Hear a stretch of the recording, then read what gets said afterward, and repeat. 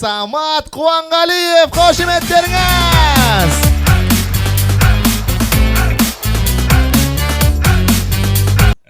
Жалпы, Дильназ барсың ғой да? Давай, помоги. Білесің ғой? Мен кәм, андай планым бар. Сен өзің сияқтыларды іздеп отқан жоқсың ғой әлі да? Мен жеке стендап концерт бергім келді сен сияқтыларға. Ойлашы, 900 Дильназ болса залда.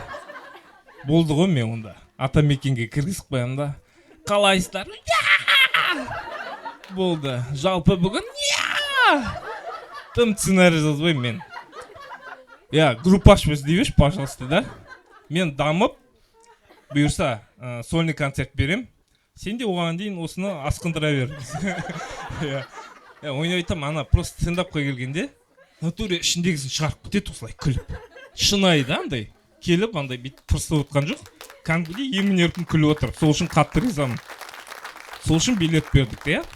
Жалпы шынайы болғым келіп жүр андай, любой жерде. Болғандай, өмірде басқаша, и сахнада басқаша. Барлығы сахнада, интервьюда бір андай идеальный болғысы келеді. Сахнада байқалмайды, негізі шынайы болсақ, мынау ғой міне. Осындай болып тұрады ғой. И балдарға жараспайды, қыздарға жар.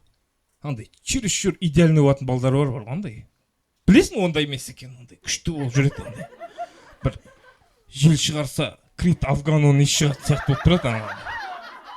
Да, мысалы да? Зачем олай? Барынша шынайы болайық. Мен қазір шынайы болып, өмірде көп айтпайтын нәрсемді осы жерде айтам. Сіздер қатырақ шапалақ ұрыңыздар. Жалпы бала кезімізде үйдегілерге айтпай суға түсуге барғандар бар ма? Шапалақ ұрайықшы, тығылып. Мен де қатты баратын болдым. Үй жақта көл болды. Анау лас енді кәдімгідей. Сиыр су ішетін бар ғой. И сиырмен жағаласып біз түсетін болдық соған. Гүл балдар барып түсеміз де 2-3 сағат түсіп үйге келе жатасың. Алдынан райондағы балдар шығады, бұрылып кері басасың ғой суға түсуге. И бізге ұсталып қалуға болмайтын болды. Онда таяқ жейсің, біз үйдегілер тексеретін болды, бұлай үстінде сызып қарайды. Аппақ болса болды ғой. Вайна ғой. И андай немен ұсталып қаласың. Дамбалын шылқып, шортиген су-су болып ұсталып қаласың. И біз андай арам ход ойлап таптық. Суға түскеннен кейін шортикті кимейміз, короче. Адам аз жүреді ау дейтін жерге дейін трусимен барамыз киіпсін деп. Біреулер сразу кішкене киіп алады, біреулер үйіне дейін барады трусимен. Короче, кімнің ұяты қай деңгейде, соған тақайды ғой, короче. Порожняк труси киетіндер сразу киіп алады, короче. Сөйтіп жүрген кезіміз. И біздің айналамыздан бір кәдімгідей ақылды бала пайда болды. Ол сумкамен өзімен бірге артық труси алып келеді. Ойлашы, сумкасымен келеді, суға түседі. Новый дамбалын киіп алды, су дамбалын лақтырып кетеді. Мен қатты қызықтым. Менде мысалы жағдай позволять еткен жоқ олай. Күнде дамбал лақтыратындай. Ондай бай тұрған жоқ біз. Қызықтым. Мен өзі 2-ақ дамбалым болды ол кезде. Мен оның біреуін лақтырып жасам ертең суға түсе алмай қалайын деп тұрмын. Үйде де хайвай. Мен ондай қазіргідей күнде дамбал ауыстыратындай роскошь болған жоқ ол кезде. Мен ана 2 трусиді до конца пайдаландым ғой. Бірінші трусиім суреті көрінбей, түссіз болып, бел ұстамай, мына шеті бүйтіп көйлек болып кеткен ше. Тігуге келмей, ана бірінші трусиім Мстители дейтін кинодағыдай күл болып шығып кетті бүйтіп. Бірінші трусиімнен солай айырылып болдым.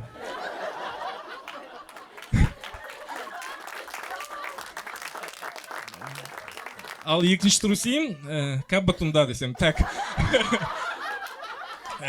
Сөйтіп біздер ходтар ойлай бастадық қой енді, қалай істесек болады, қалай күліп алыңдар яғысы қой. И біз... давай, шапалақ десем. Бір күні біздер мықты лайфхак ойлап таптық. Дамбалсыз түсу дейтін. Клеп балдар қойдық, кішкентай боламыз, барамыз да дамбалсыз түсеміз. Дамбалын құп-құрғақ, рахат үйге кіре қоясын. Сөйтіп барамыз түсіп жүр, рахат. И бір күні 5 бала әбетте суға түсіп барды, күн жанып тұр енді. Ол дамбалымыз бәрі шешіп жатып та жылтырат бастық суға. Бастық түсіп жүр, рахаттан түсіп жүр, жүзіп. И сөйткенде бір газель тоқтайды ғой біздің киімнің қасына. 100% шын история. Газель. И ішінен бір аға семьясымен шығады ғой. Әйелі бар, бізбен құрдас 2 қызы бар. сөйтіп ішінде жүргенді кететін шығар деп сөйткенде ана аға газельдің артынан 5 кілем шығарды ғой. Анау семьясымен кілем жууға келген ғой ана жерге лас суға. Сөйтіп жүріп не істейміз? Кілемнің бітетін түрі жоқ ана. Әлде 2 кілем бар. 3 сағаттай өтіп кетті. Жайлап тона бастадық уже. Қатып қалдық. Кнопка болып қалды уже. Әсінерсін суды жылтық қоямыз, көмектеспей жатыр. Кішкентай баланы 4-5 оқимыз, жүріп тұр кететін шығар. Бұлай жүзейміз, аңларды ойланып шығар, мыналар тақтауы су көрмеген біреу шығар деп та. Сөйтеміз келеді. И бір кезде бір дос балам шыдай алмады ғой. Жағаға атып шықты жылтыр. Кілем жайында қалды. Семья полный бізге қарап тұр ғой. Ана 2 қызы күліп жатыр. И ана дос балам жүгіртті, жағаға барды да 5 дамбал жинады да кері суға жүгірді, короче. Сөйтті де бит лақтырып дамбалды День Победы сияқты 10 майдағыдай. Мен трусиім қайсы? Қараған жоқпыз, менікі ма, біреудікі ма, алдықта түскенін киіп алды, короче, суның астынан. Тұр бермей қара бет болып, жүгіртті. Дино жерлеп күл. Сен елестетіп күліп отырсың ғой. Бала кезімді айтып жатырмын. Сен менің әлі күнге трусист сөйтіп жатып күліп отырсың ба? Газельдегі сен ба? Жерлеп күл, рахмет шапалақтарыңыз. Мен жазда қатты ойнайтын болдым мен. Негізі бұрын ақ бала болдым, сенбейтін шығарсыздар. Әлдәу дейтіндей болды бұрында. Өміріндегі бүткіл жазайларын максимально пайдаланып 50 цент болып кеттім ғой мен. Мен қараюдың патологын қоятын едім бар ғой мен.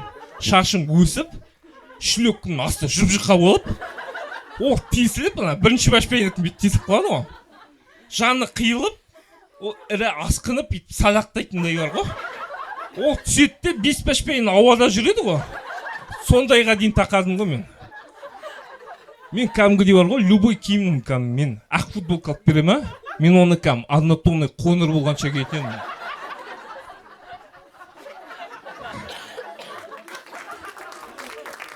Рахмет. Маған кроссовка алып береді ғой үйдегілер футболнияда. Мен ана кроссовканы шлепка қылмай қоймайтын едім. До конца пайдаланатын едім мен бар ғой. Байқалмайтын болды датовы бітшік қылам ананы. Бір қарағанда түсінбейсің, кроссовка ма, половой тряпка ма.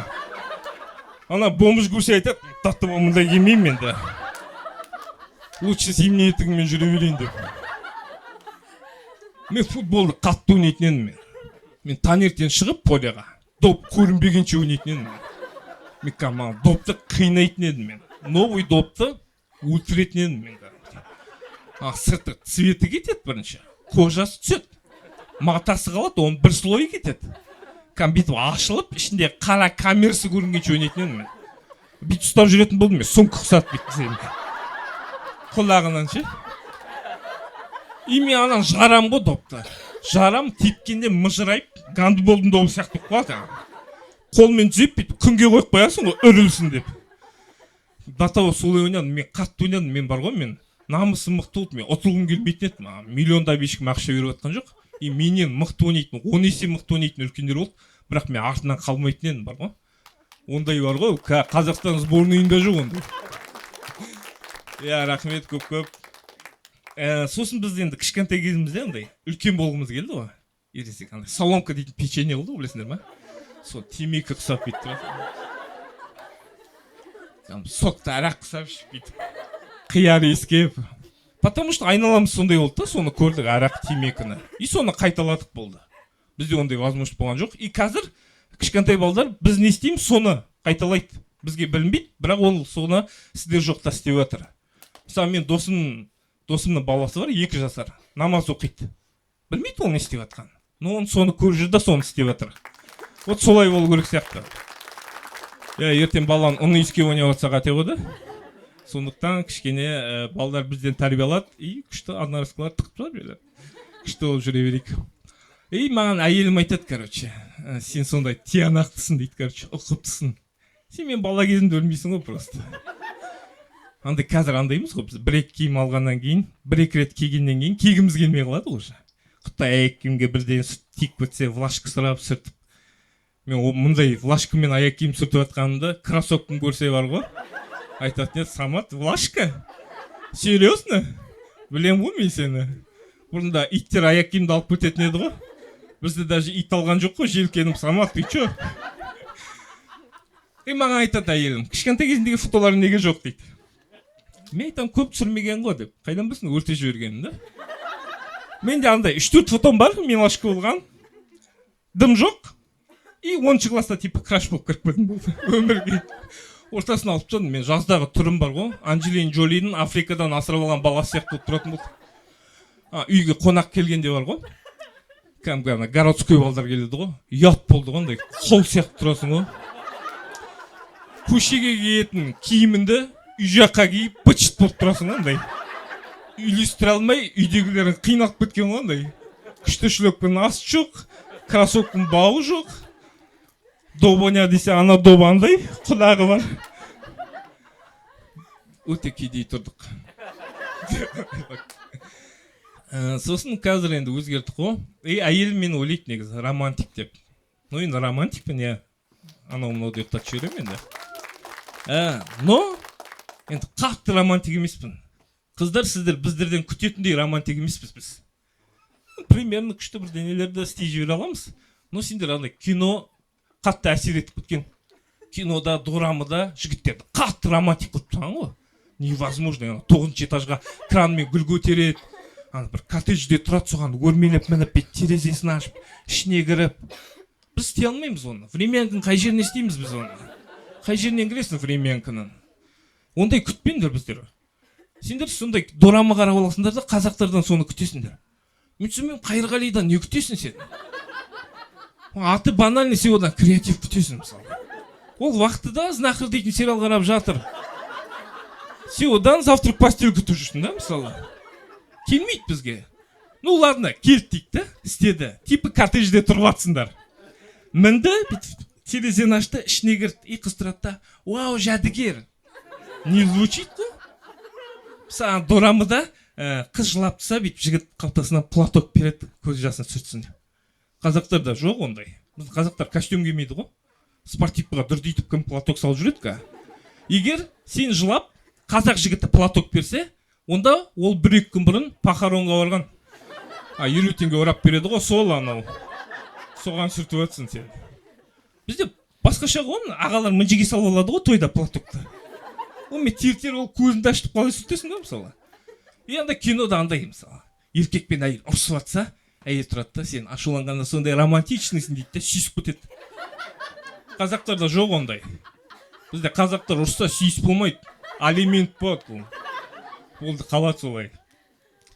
Жалпы біздің қазақтың жігіттері бірақ романтик болмаса да сіздер ойлағандай. Бірақ көп нәрсе істей алады. Мысалы қазақтың қызына өзге ұлт тисе, до конца барады біздің қазақ жігіттері. Любой үшін ше, танымаса да. Мысалы қыз жылап атса, платок бере алмайды шығар, бірақ сөйлесіп до конца көмектесуге тырысады. Мысалы жігіттер бізде семья үшін, қыздар үшін өзіне ұнамайтын жұмыспен өмір бақи айналысуға дайын, чтобы семьясын асырау үшін. Ойлашы, сен үшін арманын мақсатын бәрін лақтырып тастады. Осыдан басқа қандай романтика керек та? Қазақтың жігіттері мықты. Ну, арасында қаздар да бар да. Короче, менде осымен бітті. Рахмет көп-көп. Кетті.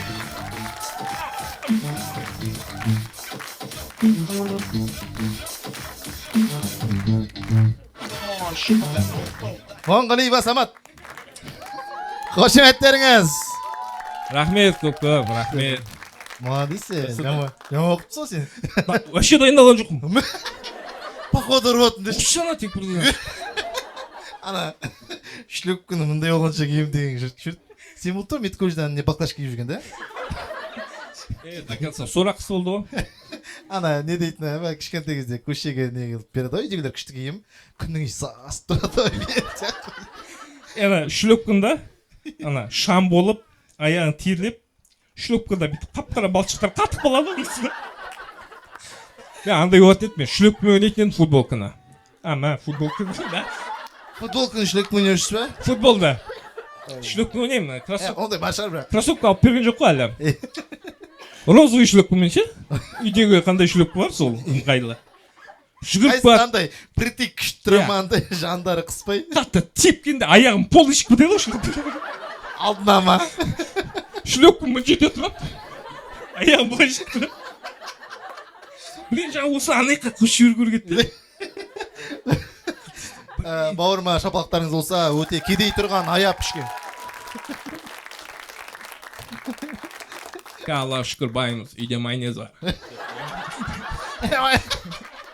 Аяда андай бат енді үйде компьютер ма дейді. Мен байсыл.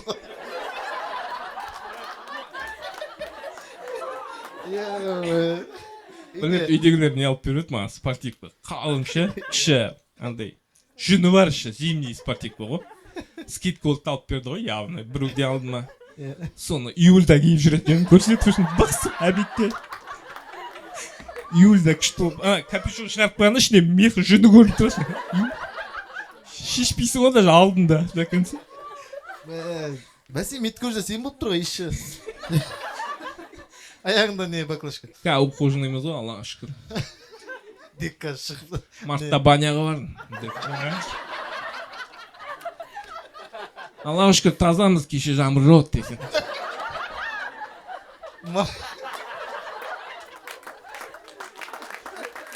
рахмет Аллаға шүкір тазам кеше паркирді сұғыт.